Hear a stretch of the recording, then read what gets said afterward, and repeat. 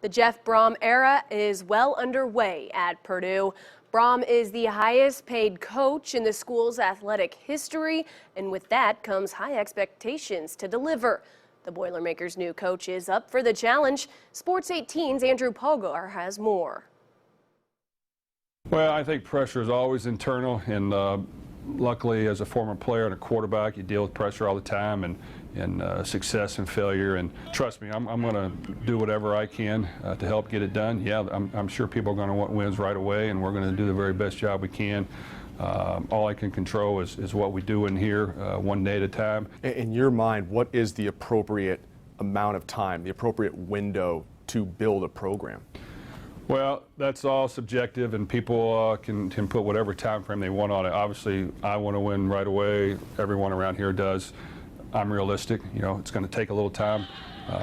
Obviously, the sooner the better. But I think that, like I said, if we can just build a competitive football team that wants to find a way to fight to get it done, and they're showing it weekly when we take the field, and there's not doubt seeping in, and there's not guys that are quitting or not believing in themselves along the way, I think success will happen. A hot topic last year, I know this is a previous regime and it really doesn't concern you, but a hot topic was we've made strides in the weight room. We've gotten bigger, faster, stronger, but it never really translated in terms of the W's.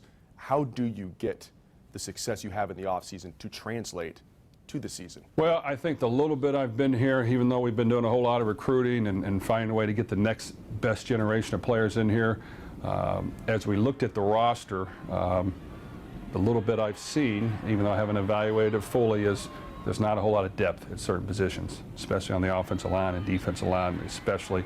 And I think in order to play at this level in a physical conference with big physical people, we've got to build the depth. Let's go! Do you have any intention of bringing back Gerad Parker?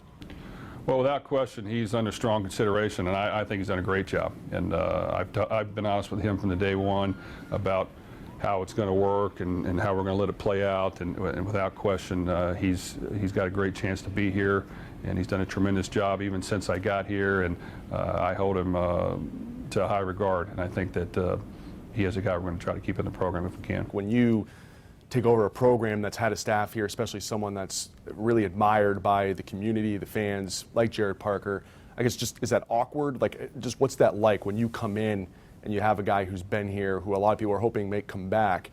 How do you approach that?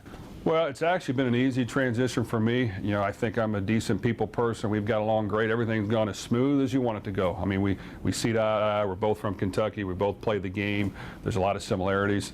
I think he understands in this coaching business when there's changes. As a head coach, I'm going to have a lot of guys pulling at me from a lot of angles. There's going to be people from where I was at that want to come. There's going to be people from outside that want to come. And I want to make sure that I don't rush in any decision. I do things the right way. I listen to everything out there, and then I get the best people here on our staff.